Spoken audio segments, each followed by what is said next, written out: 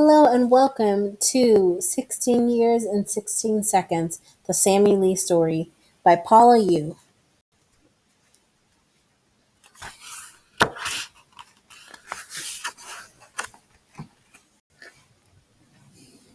The sign at the swimming pool read Members Only. 12-year-old Sammy Lee knew exactly what that sign meant. Only whites were permitted to enter, even though it was a public pool. This was the practice in 1932. Sammy would have to wait until Wednesday, when people of color were allowed to go inside. In the meantime, he would get no relief from the blazing California summer sun. Sammy clutched the chain-link gate. He gazed in envy at the children splashing and shouting in the water. He watched as a boy stood on the diving board and held out his arms. The boy flew high in the air and broke the surface of the water with hardly a splash. I want to learn how to do that, Sammy thought. The following Wednesday, Sammy was the first one through the open gate. He raced onto the springboard, stood on the edge, and spread his arms like wings. He took a deep breath and leaped as high as he could. Sammy soared. I'm flying, he thought. He tucked his knees against his chest and spun into a somersault. Splat! Sammy splashed everyone, including his friend Hart Crumb, who was also limited to using the pools on Wednesday because he was African American. Hart challenged Sammy to do more than one somersault. Sammy, eager to show off, raced back to the springboard. Try as he might, Sammy could only complete one somersault. Hart stopped teasing Sammy and offered to help him instead. He followed Sammy onto the diving board, and together they jumped. When they landed, Hart's extra weight helped Sammy leap higher into the air. This time, Sammy completed 1.5 somersaults before hitting the water. He grinned, eager to practice again with Hart. Over the summer, Sammy discovered he had a natural talent for diving, but his father wanted him to stop wasting time with sports and instead become a doctor. Sammy's parents had left Korea for a better life in America. His father worked hard at their family's restaurant, saving money in the bank and putting his tips in a shoebox for his son's future. In America, Sammy's father said, you can achieve anything if you set your heart to it. One morning, Sammy and his father drove to the market downtown to pick up vegetables for their restaurant. The streets were lined with flags from different countries. Sammy's father explained that Los Angeles was hosting the Olympics and the flags represented the participating countries. The gold medal winners were considered the greatest athletes in the world. A chill ran through Sammy. Although his father wanted him to be a doctor, Sammy knew he wanted to be an Olympic champion. Sammy decided that diving would be his ticket to the Olympics, but he knew sooner or later he would have to find a coach to help him improve his diving skills. He couldn't just rely on his friend Hart giving him advice. In the summer of 1938, when he was 18, Sammy attended a swim and diving competition. Between meets, he sneaked into the pool area to practice. When Sammy came up for air after his first dive, he heard one of the coaches shout, "That was the lousiest dive I've ever seen." Sammy spotted a tall, heavy-set man at the edge of the pool. "You get back up there and practice until I say you can quit," the man barked. "Stand straight. Spread your arms out more. Your arch is too deep." Sammy wondered why the stranger was suddenly giving him orders. He obeyed anyway, curious to see if this man's advice would help him improve. By the end of the day, Sammy was exhausted, but he had never dived better. "I'm Jim Ryan," the man finally said. "I'm your new coach." Because Sammy could only use the local pool once a week, Coach Ryan had him dig a giant hole in the coach's backyard. They filled the pit with sand and installed a diving board above it. Sammy trained every day in that sand pit. The gritty sand filled his ears, and his palms were lined with grime. When it rained, the wet sand weighed down his swimming trunks. Once Sammy slipped and cut his forehead, but he didn't give up. He never disobeyed Coach Ryan's endless orders. To keep from hurting himself, Sammy had to land on his feet after each dive into the sand pit. So he enrolled in a gymnastics class at school to help him develop stronger leg muscles. As a result, Sammy was able to jump much higher off the diving board than other divers. Performing difficult dives became easy for him. and Sammy earned a reputation for his graceful and seemingly effortless dives. Although Sammy was exhausted every night from a full day of school and followed by diving practice and homework, he managed to keep up his grades and earn all A's.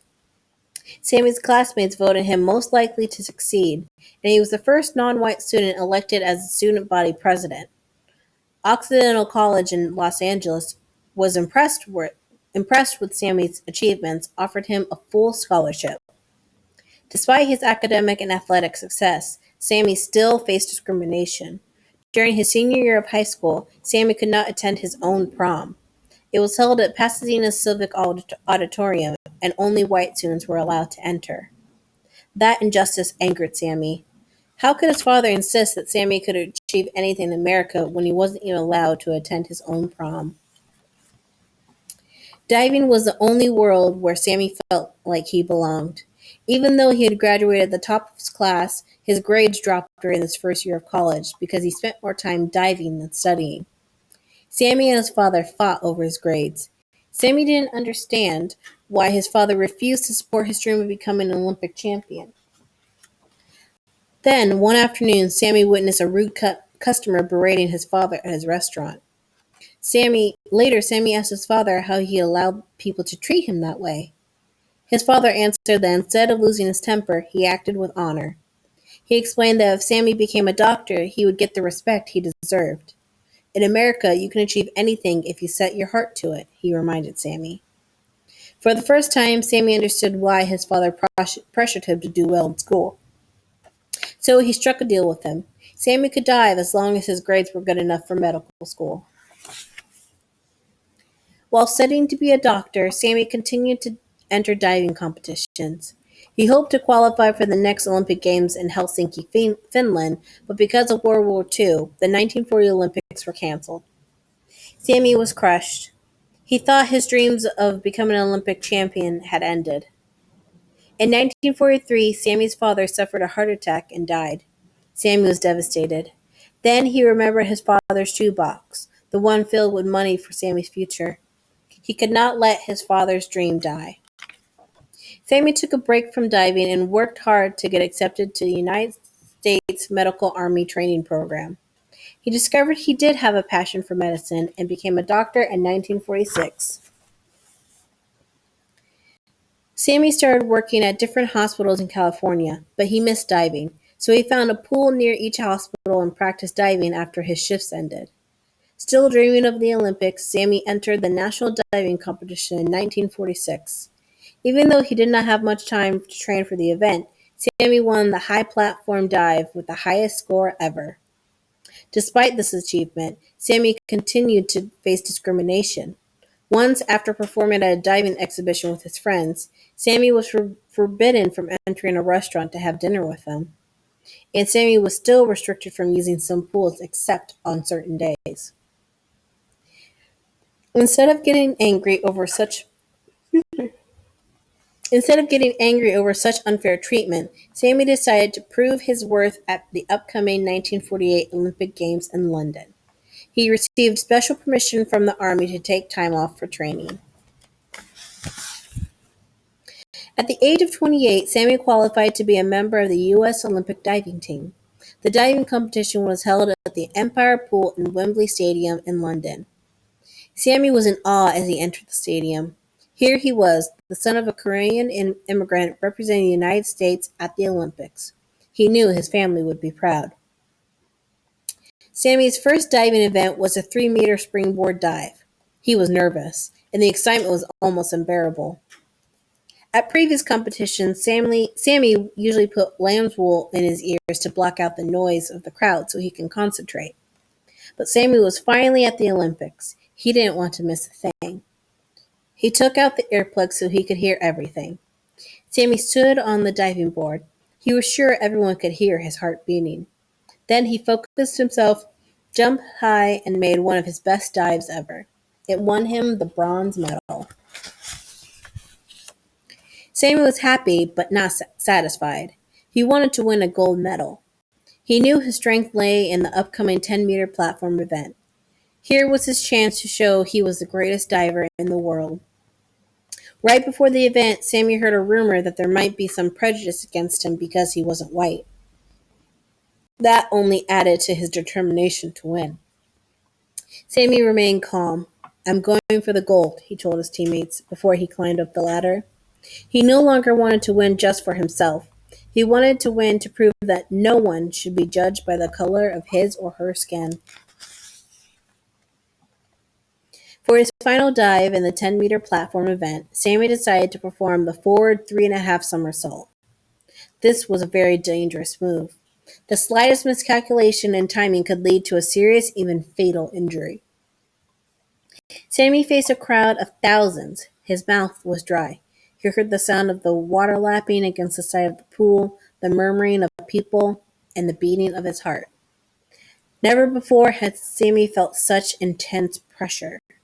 He had trained 16 years for this, a moment that would last barely than 16 seconds, from the time he dived to when the scores would be revealed. Sammy closed his eyes, and in his mind he was 12 years old again. It was Wednesday at the pool. He and Hart were practicing somersaults. Somehow this image calmed Sammy's nerves. He opened his eyes. He took a deep breath and leaped off the edge of the platform. Sammy flew through the air. He did 1, 2, then 3.5 somersaults. The crowd gasped. As Sammy surfaced, drops of water trickled over his eyes. He shook his head and blinked. He saw the scores: 7.0, 9.0, 9.5, 9.5, 9.5, and then 10.0. 10. He had a perfect score. Sammy Lee was an Olympic champion. Sammy stood on the podium as the United States flag was raised high. I did it, he thought, beaming with pride. He had won the gold medal, not only for himself, but for his father, Coach Ryan, and Hart Crum. He had also won the gold for his country. Someday, he hoped all swimming pools would be open every day of the week for all Americans. The crowd roared. Voices filled the cavernous stadium, but all Sammy could hear were his father's words. In America, you can achieve anything if you set your heart to it. And that is the story of Sammy Lee. Thank you so much for listening.